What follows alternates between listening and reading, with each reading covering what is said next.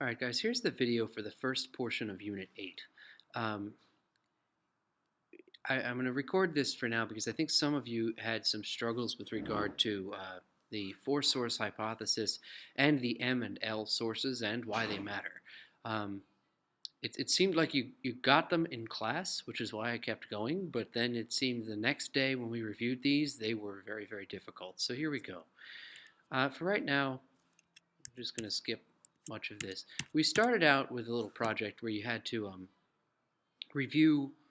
You had to write about Salsthon for different audiences, and you noticed that different audiences caused you to write things differently.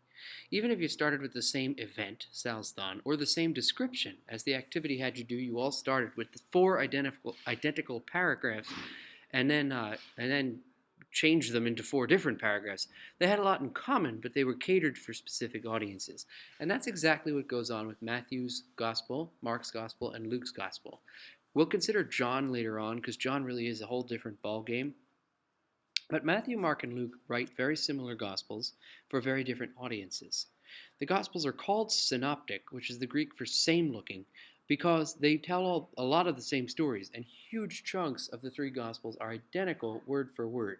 And we have to identify exactly how that happened before we'll know how to interpret these Gospels. In short, we studied Mark first because Mark was the earliest to be written. About 95% of biblical scholars agree on that point. But, that other 5%, what are we going to do with them? Mark's Gospel was written first, and as far as we can tell, Mark's Gospel is pretty coherently written for one audience. The problem is the other two Gospels steal a lot of Mark's work and add stuff to it, and so we have to look at what they added in order to figure out what's going on.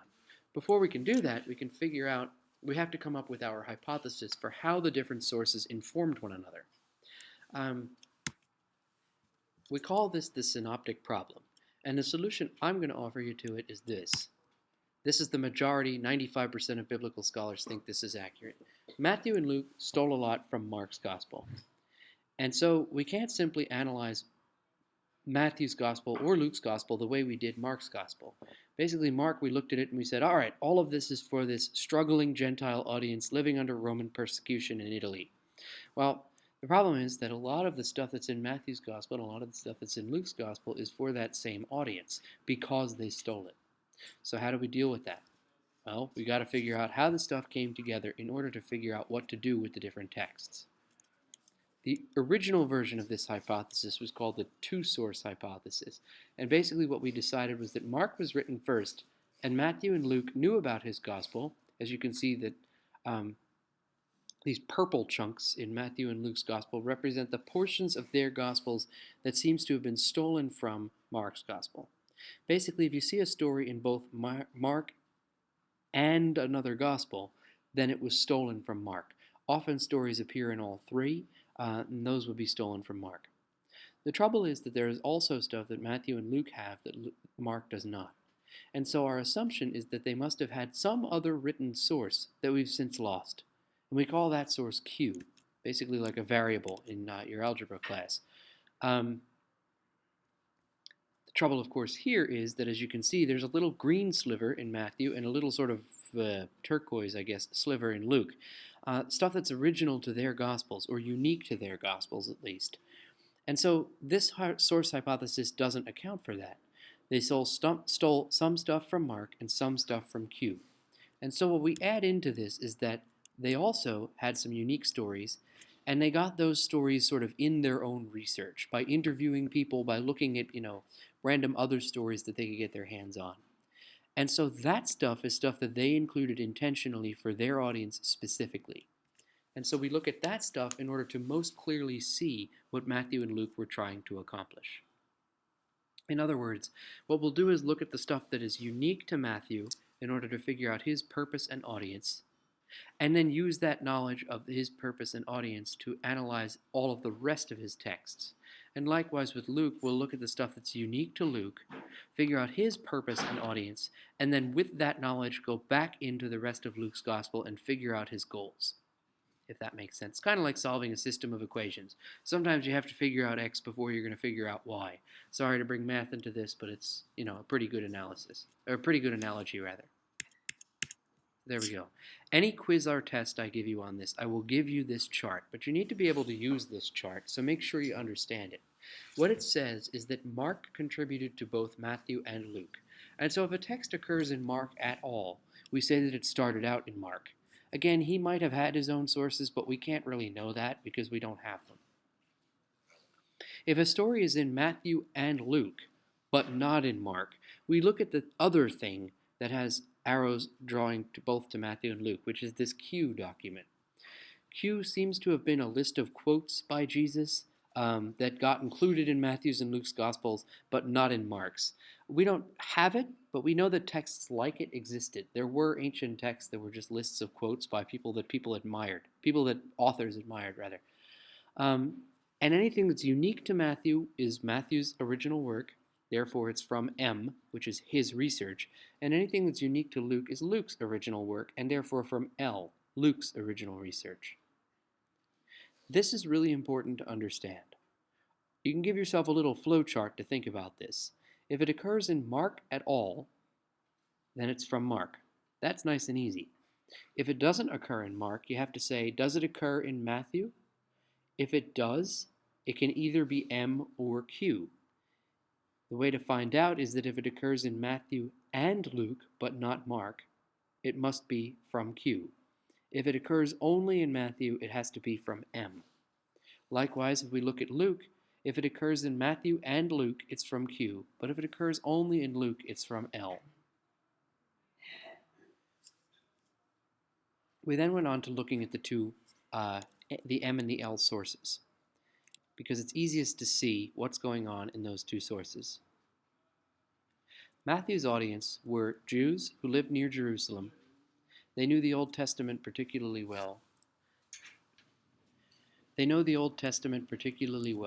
And they're not well off, but they're not persecuted either. Their big concerns are their big concerns are the Old Testament, a family-oriented way of looking at the world, and their need to see that Jesus was in line with their old traditions. Matthew cannot allow Jesus to be a break with the Old Testament because he's speaking to an audience that believed firmly in the Old Testament. So he has to show that Jesus is a continuation of the Old rather than a break therefrom. And so his stories are going to refer to the Old Testament a lot. They're going to show Jesus as a new Jewish king, and he's going to even put a spin on stuff that he stole from other sources that makes it more okay for the Jewish audience that he's got. We read his genealogy, and you should take a look at this and see, if you can answer these questions. But the basic version of the answer to these questions is that he had to connect back to Jewish tradition.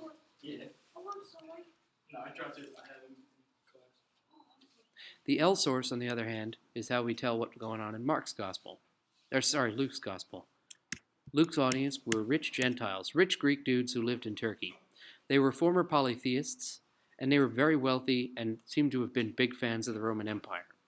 And so Luke has to show that, in fact, God is worthy of breaking away from their audience's old traditions. Where Matthew told them, hey, stick with your old stuff, this is just another part of that. Luke has to say, abandon your old stuff, this is better. He also has to show that this message is one that all people are eligible for. If you think about how the Old Testament felt about Greeks, it was not positive. So he has to show that view has shifted. And he also has to show the authority figures like Pontius Pilate and King Herod in a more positive light, simply because he is speaking to the Roman establishment. And so his stories will contain lots of miracles that show that God is every bit as powerful as Zeus or Apollo or whatever. He's not going to show a ton of concern for Jewish laws because his audience wasn't Jewish. He won't disrespect it, but he's not concerned with continuity either. And finally, he's going to write very precisely. Luke is the only one of these three Gospels that's written with particularly solid grammar or particularly correct Greek. And he does that because if he's writing for this rich audience, that's the kind of literature they'll be most used to. Hopefully that helps you prepare for the quiz that we'll have. If not, come talk to me. In part 2 of the unit, we zoomed in and took a closer look at Matthew's Gospel. Basically, the first chunk of the unit, I talked to you about the different audiences and how they impact the text. We're going to continue to talk about that a little bit with Matthew in chunk 2 of this unit, and then with Luke in chunk 3 of the unit. People ask me, why do you focus so much on the audience? Why not talk about the message? Some people even go so far, rightly, as to say that if it's all about audiences and all about sort of salesmanship, then the Gospels are cynical propaganda, which is sort of a dangerous misunderstanding all by itself, but I understand it, certainly. In this chunk, we will get to talking about Matthew's message. We are going to talk about, first, a slightly deeper consideration of his audience. The reason why the audience is so important is that the presentation is caused by the audience. And the main difference among these three Gospels is the presentation, specifically. The message of all four Gospels is pretty much the same message, which is that message of the kingdom of God. So we have the question, if I taught the message first, we'd have the question of why bother having four Gospels? And that's why I start with the audience, because that's the answer to that question. All right.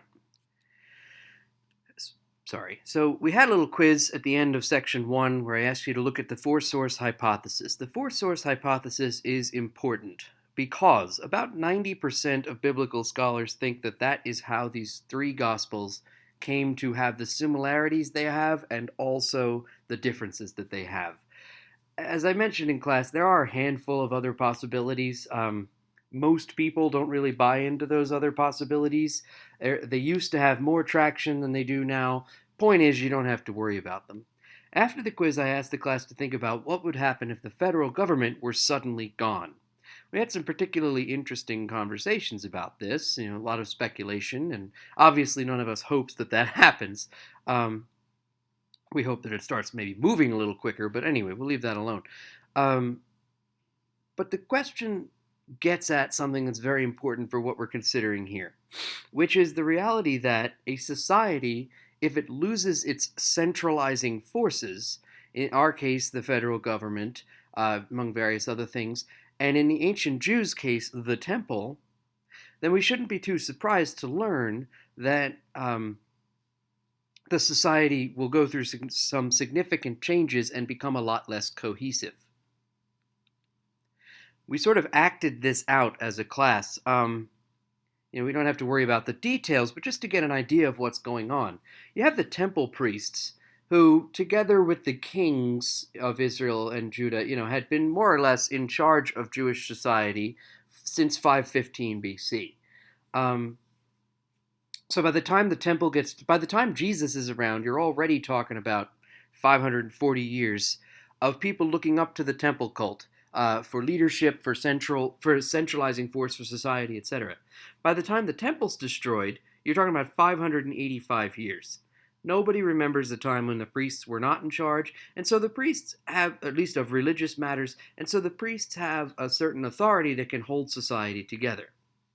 When the Romans show up in 63 BC, they definitely understand that. They leave the priests in charge because they figured that's easier than anything else, and they leave the priests in charge primarily on two conditions. One is that the Jews continue to pay their taxes, and the other is that the Jews don't rebel.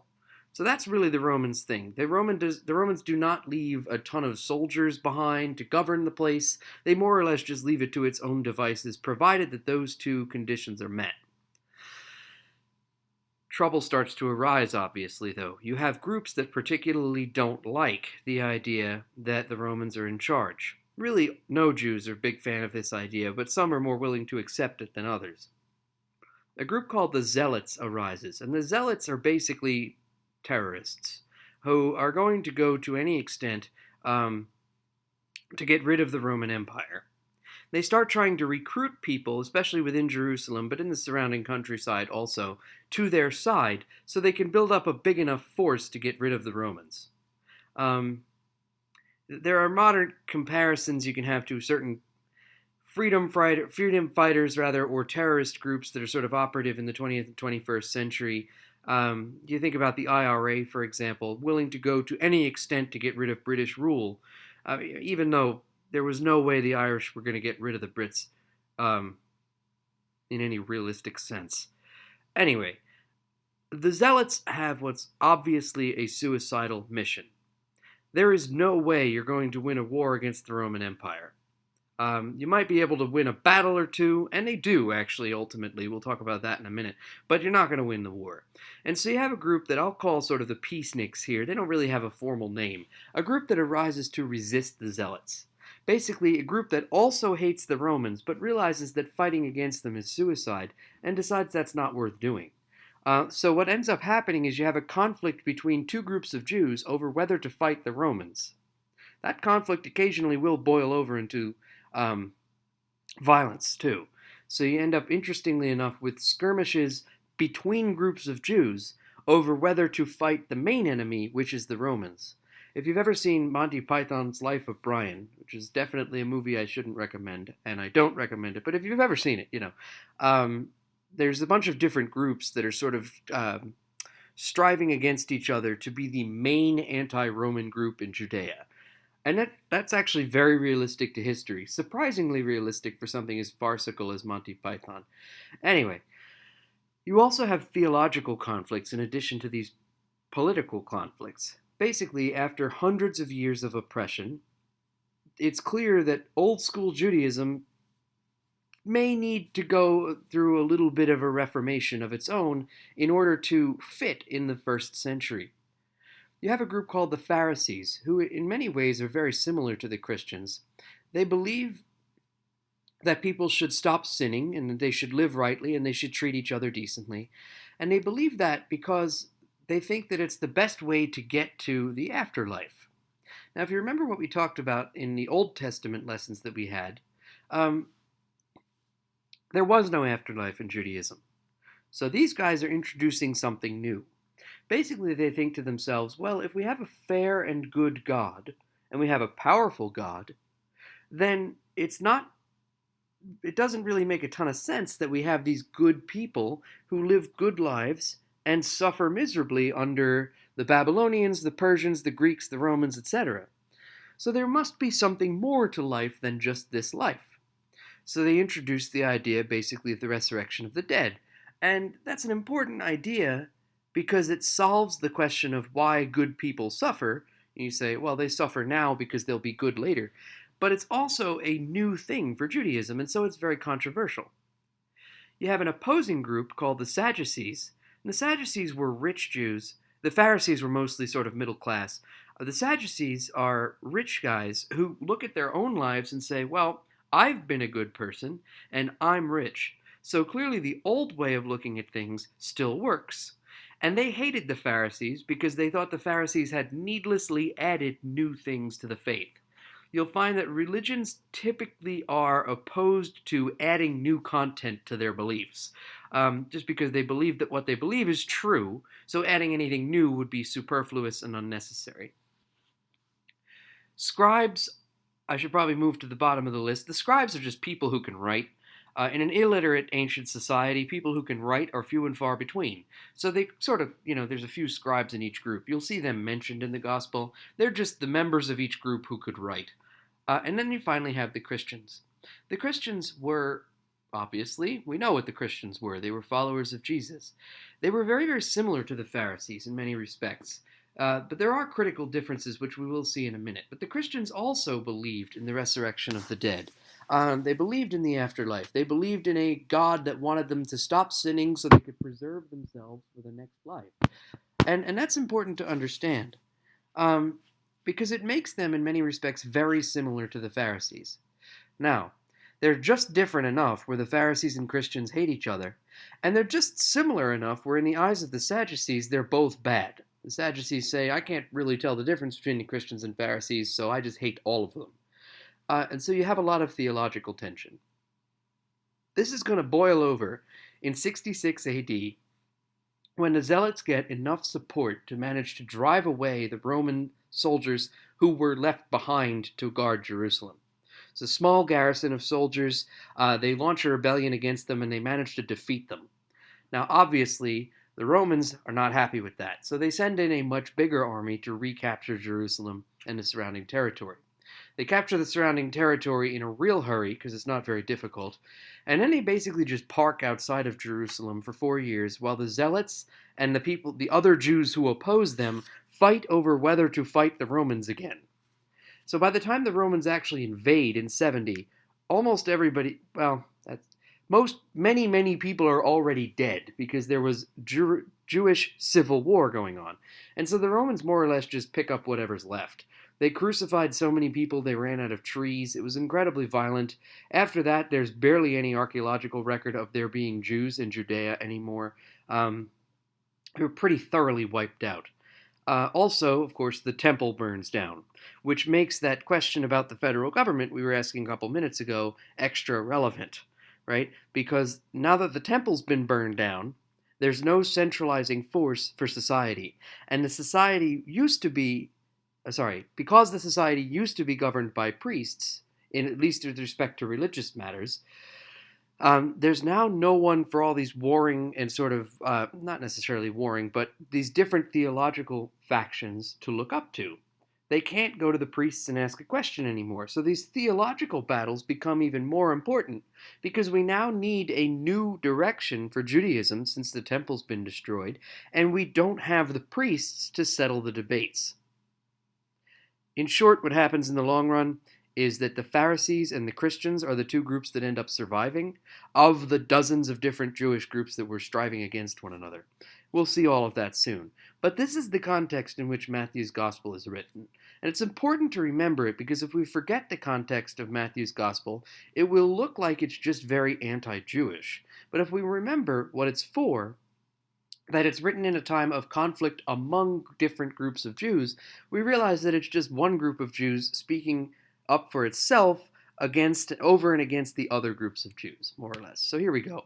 Two time periods that are relevant for our purposes. One is Jesus' time period. A lot of people are surprised to learn that he did all of his public ministry in 3 years, between about 30 and 33. The traditional number for how long Jesus lived is 33 years. Whether that's precisely accurate, we'll never know. But he did all of his public works in the last 3 years of his life. Matthew was written around 80, maybe 85, about 10 years after Mark was written, maybe 15 years, and after the temple was destroyed. And both time periods are going to matter for our purposes. First, the time period when Jesus was born. The Romans were already there. There was peace, but everybody knew it could explode at any minute. If you think about your studies of World War I in your history class, you've heard that the Balkans were the powder keg of Europe. In the same sense, everybody knew that if there was going to be a significant rebellion in the Roman Empire in the first century, it was going to start with the Jews, mostly because they had an ancient enough tradition to motivate people, and they had the money to actually pull it off. They weren't going to win, but they could definitely cause some significant troubles, and everybody knew it. The other relevant time period is 66 to 70, as I described a moment ago. The temple was destroyed in 70. And so after that, Jews need to somehow replace temple worship. They can no longer do the sacrifices, they can no longer have the priests overseeing religious questions, etc. So they've got to figure out what to do. And so there's a huge debate about what to do next, as you saw. You have the Pharisees, the Sadducees, the Christians. There were groups called the Essenes. There were groups called the Herodians who really just wanted to just be happy under Roman rule. There were all kinds of different groups pulling in different directions. The two that survive are the Pharisees and the Christians. They want almost exactly the same thing. They just have very different approaches there too. Both groups want to see people stop sinning and start living rightly in order to prepare themselves for the next life. The Pharisees see the best approach to that as strict enforcement of the religious law and exclusion of sinners. They figure if you sort of put the sinners over there, so to speak, then God's blessing can return to the community because the sinners have been excluded therefrom. Now, we tend to think of the Pharisees as bad people because Jesus was opposed to them. The Pharisees were not bad people. They just had a very different understanding of how you could get people to act rightly. They figured punishment and exclusion were best. And this viewpoint is very much alive in our society today. If you think about the debates we have over drug policy, Do we throw people in jail forever and ever and teach them not to do drugs, right? Which would be sort of more the Pharisaical approach. Or do we, take an approach where we sort of send people to rehab and try to get things back on track, which is probably closer to what Jesus would suggest. Now, to be clear, specific political issues can never be sort of directly decided by Christianity. It's always more complex than that, but the metaphor kind of works. Suffice it to say that there is still Pharisaical thinking in our society. The Christians want the same thing. Again, remember that. They want people back in the community, behaving rightly, in order to preserve themselves for the next life. Jesus says the best way to get people to live rightly is to forgive them, right?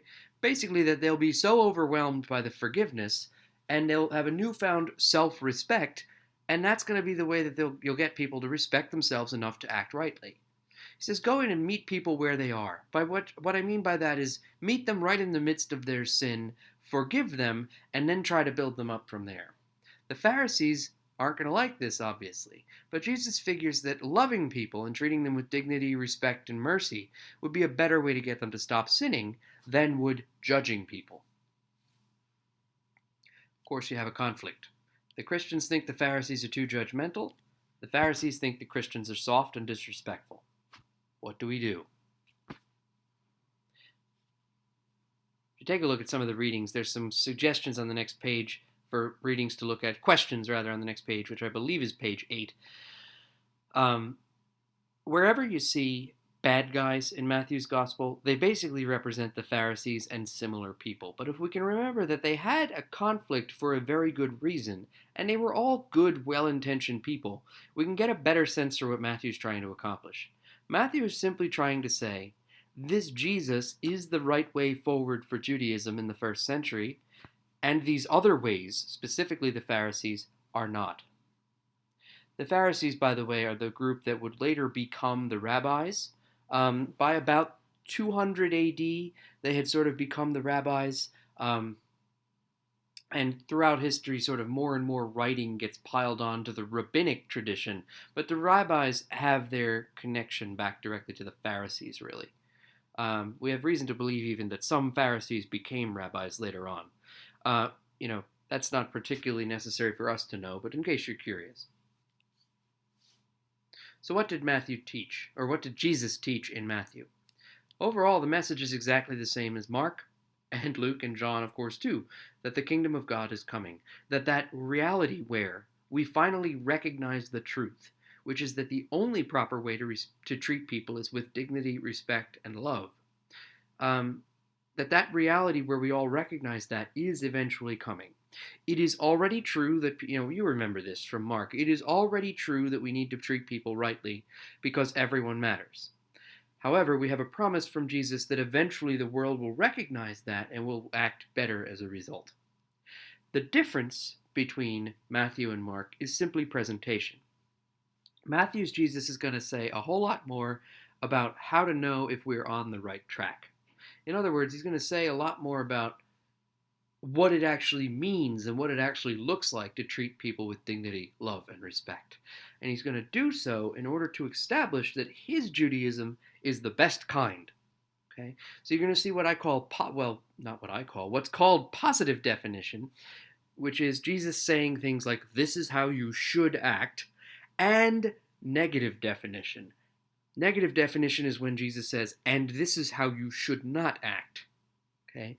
So when he points to the Christians and he says, this is right, and then he points to the Pharisees and says, and this is wrong, it's all part of Matthew's sort of larger program of proving that this Christianity is the right way forward for Judaism now that the temple is gone. The specific way in which Matthew is going to establish that is by having Jesus, in a sense, upgrade to the Ten Commandments. The Ten Commandments were all about things we should not do, if you remember. Thou shalt not kill, thou shalt not bear false witness, and all of that kind of stuff. The only one that's defined positively is honor thy father and mother, right? I think our experience tells us that a negative set of rules is actually pretty easy to follow. That's how American law works. Don't rob people, don't kill people, don't you know, hit somebody with your car and drive away, don't, etc., etc. It's not that hard to go through life without breaking the law because it's negatively defined. If you remember, the post exilic prophets upgraded this to do the right thing in order to set the example. That's much harder to do. We all go through days where we set good examples. We all go through days where, frankly, although we didn't break the law, we probably weren't the best example that day.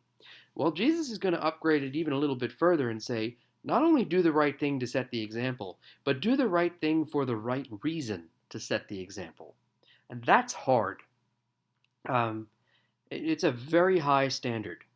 But anybody who reads the Beatitudes, which we're going to mention in a minute, which are basically Jesus' commandments, will recognize them, if they know the Old Testament, as similar to the Ten Commandments.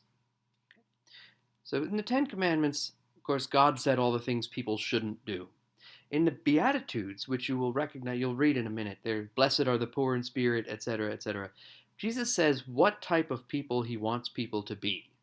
In other words, he describes people who are already setting a good example for us so that we can learn to act more like them, so that we can look at our motivations, what causes us to do the right thing, and make sure by examining them that we are on the right track. Again, on the next page, I think it's page 10, there's a chart. If you fill that out, things will make more sense. Basically, I'm asking you in the one column why the people are good examples for us to learn from. In other words, what can we learn from a group of people like that? And in the other column, who is a good modern example of that type of person? Okay. This last chunk of what I have to say about Matthew can wait because we haven't gotten there yet. I'll update this video once we do get a little bit further into the unit, but this should be enough for you now to catch up on whatever you've missed. This next bit was the last thing before we took a quiz on the Gospel of Matthew. The practice for the quiz is on pages 14 and 15 of your packet. This chunk is on pages 12 to 13. This slide in particular is missing from the packet, mostly because I did a lot of the packet edits on an Amtrak train down to DC and didn't realize that the Wi-Fi had cut out, so a lot of my changes didn't save. But anyway, the big message of the four Gospels rather is the same message. It's the kingdom of God message. This idea that the kingdom of God is already here in the sense that it is already true that we should be treating each other with dignity and respect and love, etc. Right? And it's also yet to come in the sense that the world does not yet recognize the truth, right? So we have a promise that the world one day will recognize the truth. In Matthew, the kingdom of God is called the kingdom of heaven because ancient Jews and modern Jews actually don't use the name of God in Hebrew, and Matthew, when he was writing in Greek, just sort of tried to pay a little bit of respect to that. The presentation, as we've said, is slightly different from one gospel to the next. In the case of the kingdom of God teaching, what Matthew does is he says that not only do we need to imitate the people in the Beatitudes, as we said in the earlier part of this video, but we need to help each other to do so. So in other words, we're not just told how to be good people, we're told how to help each other become the best people we can be. In other words, the goal is perfection. We can always afford to improve, and we need each other's help to continually improve. Our job is to help one another become more blessed, more humble, more open, more righteous, more kind, more peaceful, to become more like those people in the Beatitudes. And we can know whether we're on the right track by looking at our own actions and seeing, first of all, whether we are like the people in the Beatitudes, and also whether we treat each other with some respect and with some love. Okay? And we can know that because we have the story of the judgment in Matthew 25, which in the questions on the next page I'm going to ask you to take a look at. Jesus tells us to be like sheep rather than like goats. Sheep are very stupid, but they're very loyal. They take care of each other. When there's a danger to the flock will compress and get closer together to protect the weak ones at the middle. Goats are much more intelligent, but as soon as there's the slightest sign of danger, goats head for the hills. So we're able to know whether we're on the right track towards this kingdom because we look at our own actions and we see whether we're doing the right thing. Jesus says, those who fit in the kingdom will be separated from those who won't, but the only way to end up sort of among the goats, so to speak, among those who won't be happy in the kingdom, is to choose not to be happy there, to choose to be the type of person who looks at the situation of humanity and says, I choose to act without compassion. If you take a look at the story, it'll make a little bit more sense. But we often think of this kingdom of God thing as like, oh, well, we're going to die, and then we're going to find out whether God likes us or not, whether he's going to let us into the kingdom of God or throw us in a furnace. And that's very much not what it's about. What it's about is whether or not we can conform ourselves to a society where everyone treats each other out of love. It's that simple. We can imagine, though, people who would not be able to do this, people who want to be better than everybody else, people who are addicted to, power or prestige or whatever, may not be able to fit in a situation like this. People who are hooked on their pretenses, right, may not fit in a kingdom where love, dignity, and respect are the only valid ways to go. That's kind of what Jesus says. But he also makes a promise that if we are with each other, he will also be with us. I wanted the quote here. Our prime purpose in life is to help others, and if we can't help them, at least not to hurt them. But I couldn't get that without getting the picture of a dog. I like the dog picture, but I thought I'd mention that really quickly. It's not just a random picture. But when Jesus dies and rises, he promises at the end of Matthew's Gospel in chapter 28 to be with us always, basically proving that he believes what he says. He believes that we need to be there for each other, and he certainly promises to be there for us as well. We have the support in some mysterious respect or another from God in our efforts to make each other the best versions of ourselves we can manage. As I said, after this we had page 14. You can take a look at that. The answers to those questions should be pretty straightforward. The Matthew quiz in On Campus is there to take it whenever you need it. Just let me know and I'll unlock it. Thanks, guys. With all that said, the last of what we did for Matthew was a little summary. You'll see on the next page of your packet that there's sort of a summary chart that I've already filled out, except for the stuff for Luke's Gospel is kind of like blanked out, like it's all gray. That's because we haven't done Luke's Gospel yet, but this is just so we can get Mark's and Matthew's Gospel in one place. Remember that the Gospels have the same big idea across all four of them. But what we're focusing on this unit is how the different audiences and the different situations gave rise to different presentations of that message. And so that's really what you should be focusing on. So hopefully that chart will be a little bit helpful. There are a handful of you who will need this video who haven't quite gotten around to taking the Matthew quiz yet. The multiple choice questions on the page with the chart are going to be good to help you prepare for that Matthew quiz. Sorry, I forget words sometimes. Anyway, this is the summary of Matthew's connection with his audience. It's all stuff that we've already said earlier in the video. The third bit of the unit was going to be a special focus on Luke's Gospel. And we start our consideration of Luke's Gospel by watching the first 7 or 8 minutes of the movie The Godfather, the first one. And you'll see in the first scene, if you've never seen it, please pause it, go find the scene, and watch it. I'm about to start analyzing it. It will be better if you've seen it, so if you've not done so. Anyway, now that you have seen it, hopefully, Luke's Gospel is written for a situation very, very similar to what you see in The Godfather. You notice that Bonacera offers money in exchange for murder, basically, in that scene. And the Don refuses. And then what the Don accepts is friendship and loyalty. That is interesting. And I show you this clip on purpose. A lot of societies where law enforcement doesn't do what it's supposed to do end up with sort of para-governmental organizations other than the government, basically, that step up and do the government's role. In the case of 20s New York, this is a little reductive, but it's pretty close to the truth. The Irish ran City Hall and the police department.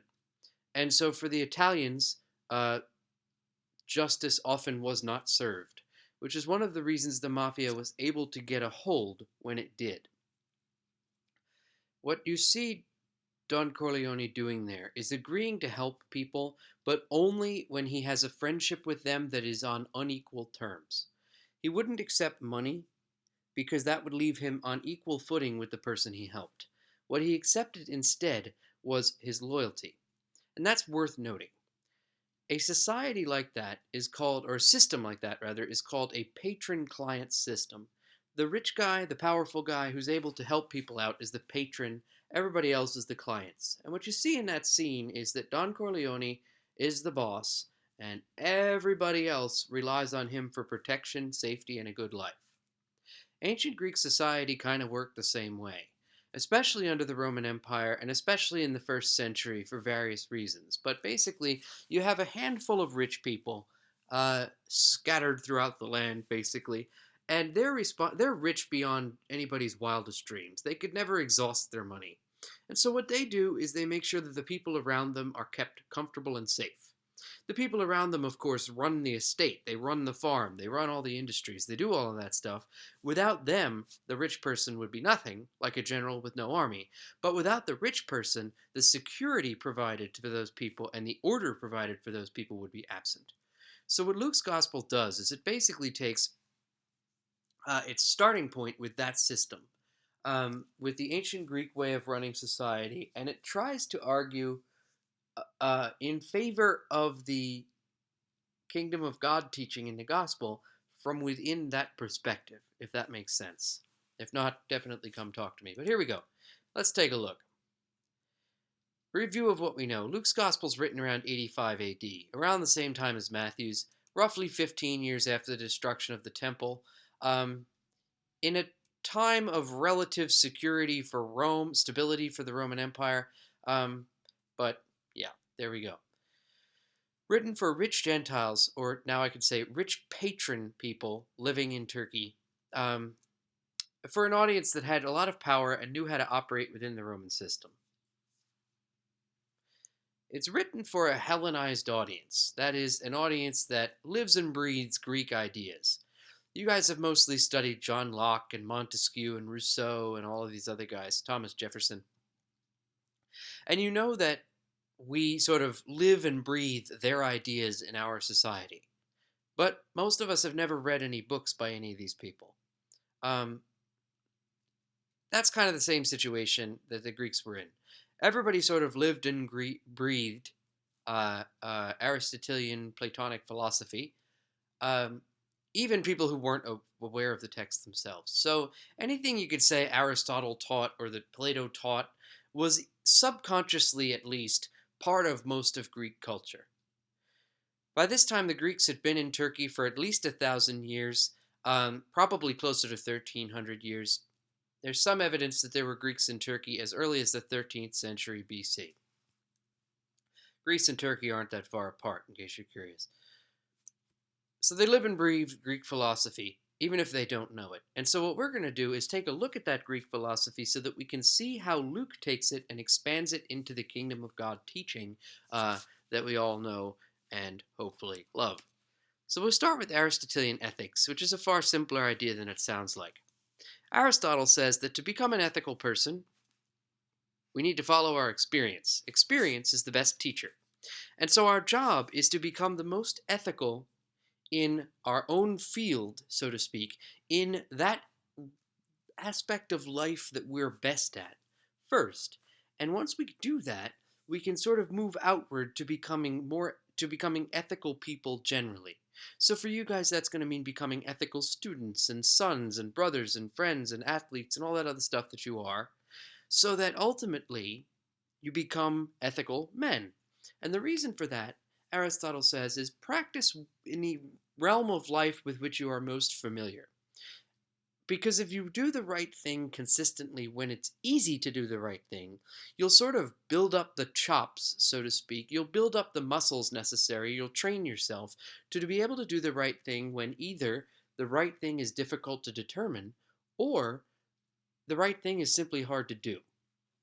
So start with what you're familiar with and move outward. What are these rich patron types familiar with? What are the fields of rich men, in other words? Well, They know how to manage money, and they know how to manage people. In ancient Rome, they even got to manage things like life and death.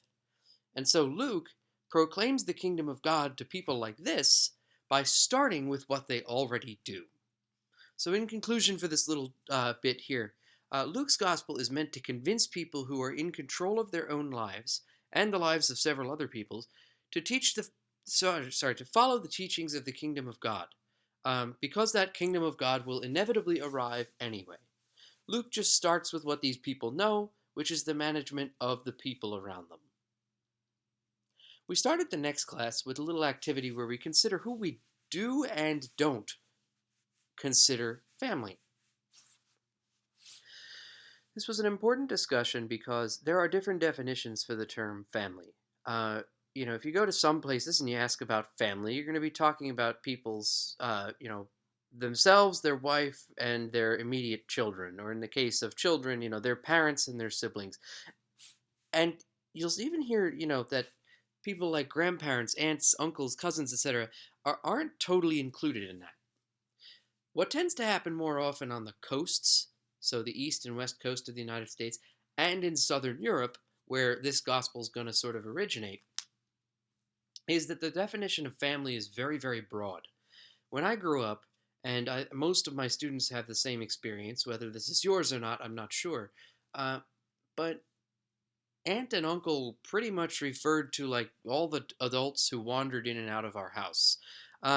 We were always hanging out at the neighbors' kids' houses and things like that, um, eating at each other's houses. My poor mother used to talk about how she never knew how many people were going to be there for dinner, and so she would just cook a ton of food, and then there would always be leftovers, and it was like one big family throughout the whole neighborhood.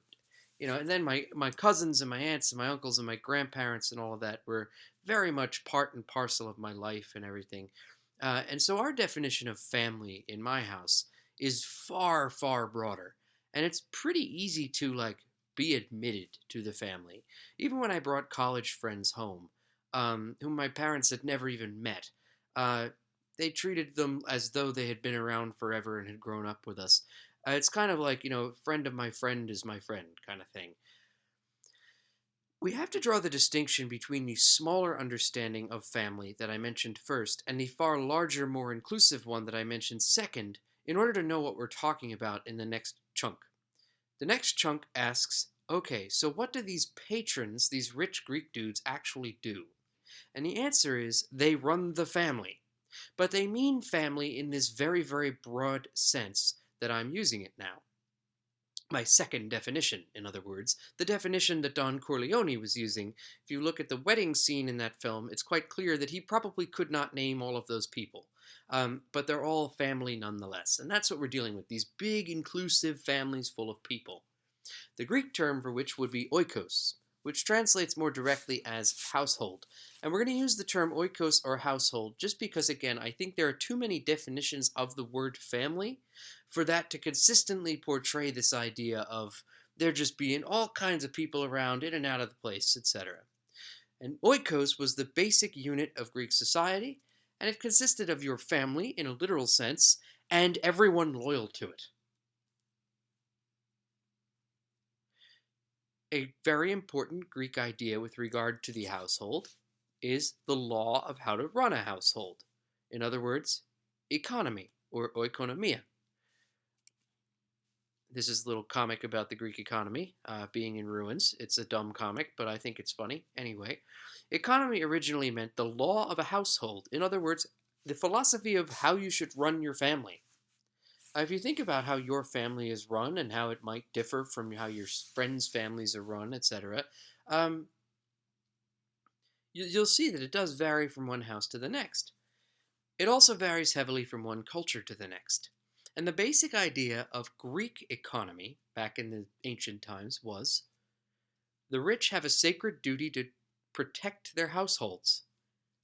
And so, basically, the rich were supposed to use their money to the best of their ability to make the lives of the people in their household a little better.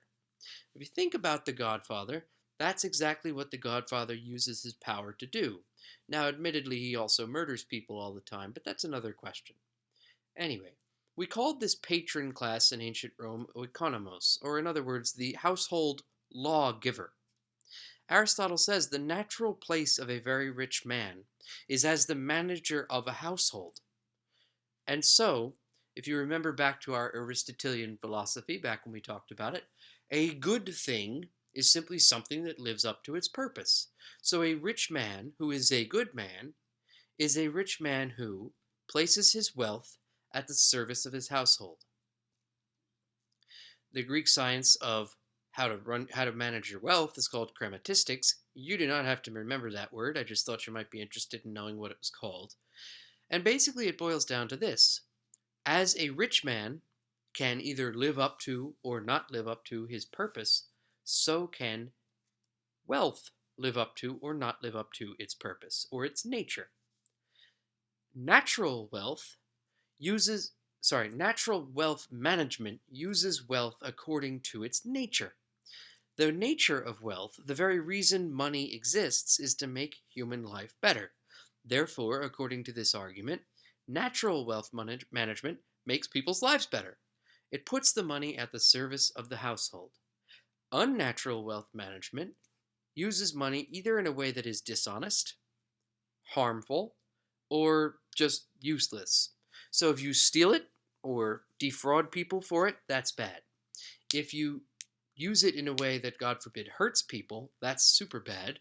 And if you just sort of keep it indefinitely with no real intention of using it to make anybody's life better or worse, that's also really bad. So here's what Luke does. Luke steps in and says, yeah, do some natural wealth management and everything will be good. That'll move you toward the kingdom. The kingdom of God is definitely a place where God puts all of God's wealth, so to speak, at the service of the members of the household. So he says, start with that. Absolutely, make your money serve your household. Now, no ancient Greek would look at this and say, oh, that's controversial. I don't agree with that. They would all say, of course, that's exactly what a good person would do. Now, obviously, not everybody's a good person, except in the biblical sense. Some people do some bad stuff. So there were absolutely people in the ancient world who did not use their money the right way. But even those people would be fully aware that they should be using their money the right way. Luke's challenge, then, is not in telling people to take care of one another, but in telling rich people and members of these households that they have to take care of those who exist beyond the edges of the household as well. Luke sees the poor, then, as people who are not part of any oikos, of any household. Such people are never safe because there's no one to protect them. There's no one to speak up for them. As I said to you at one point in class, the ancient Roman law courts did not get involved in disputes between peasants. They basically delegated that task. They told the rich guys, the patrons, to get involved instead. The only time the official government institution would get involved would be in cases between two rich people, if that makes sense. So if these people ever, went hungry, they were going to die. If they got sick, they were going to die.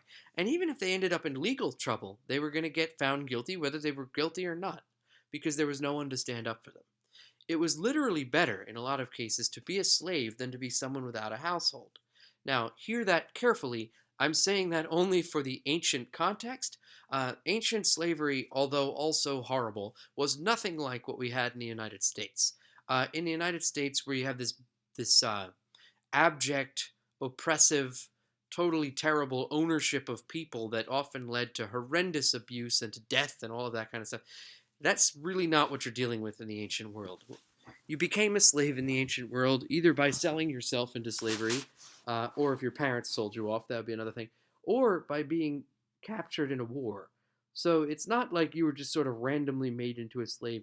And then the Roman treatment of slaves was somewhat regulated. It wasn't awful. But anyway, to live beyond the edges of the household is the worst thing possible.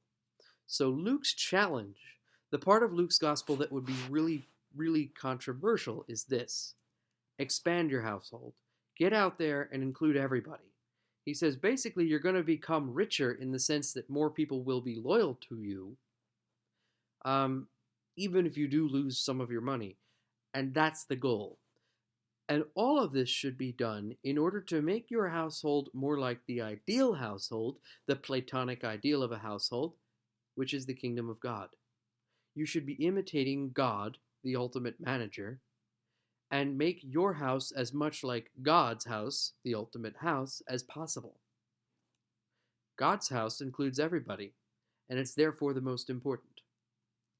Luke tells people to get out there and make their households more like God's because the kingdom is coming and they might as well make their households as much like the kingdom as possible.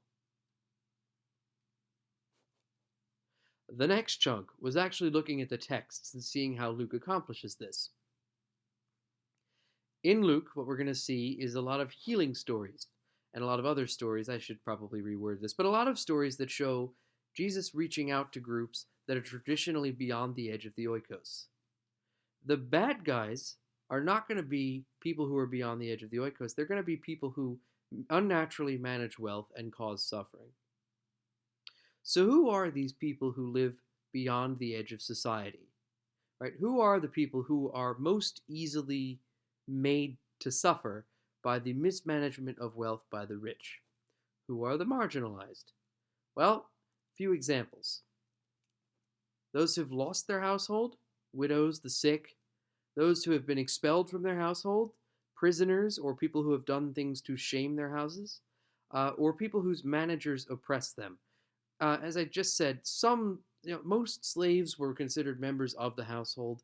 There were some people who were in really poorly managed households who were more or less not in a household just because of how poorly their household was managed. And so those people kind of count too. The other groups of people Jesus mentions in Luke are those in the Beatitudes.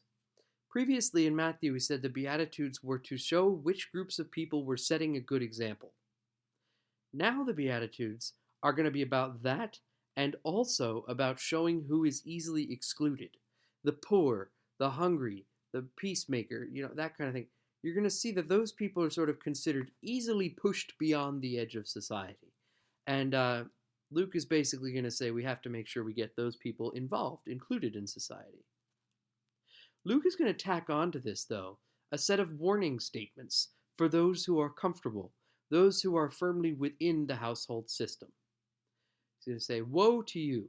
Matthew doesn't have these statements, and Luke adds them. They are warnings to groups of people who are in danger of committing unnatural wealth management and causing people to suffer. Blessed are those who are poor, woe to those who are rich. Not because richness is bad, but because being rich makes us more likely to forget the needs of the poor. Blessed are those who hunger, but woe to those who are full. Not because having enough food is sinful. It is not. But because having enough food can cause us to accidentally forget people who don't have enough food. Blessed are those who weep, woe to those who laugh. Laughter is not sinful.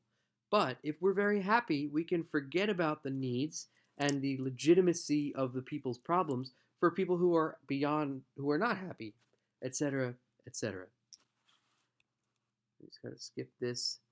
The rest of this slideshow is basically we're going to use it to talk about Easter right before the break.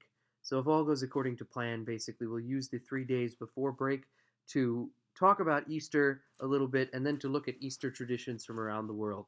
But this is all you need for this unit. What I'm going to ask you to do with your snow day is exactly sort of what I've mentioned on campus.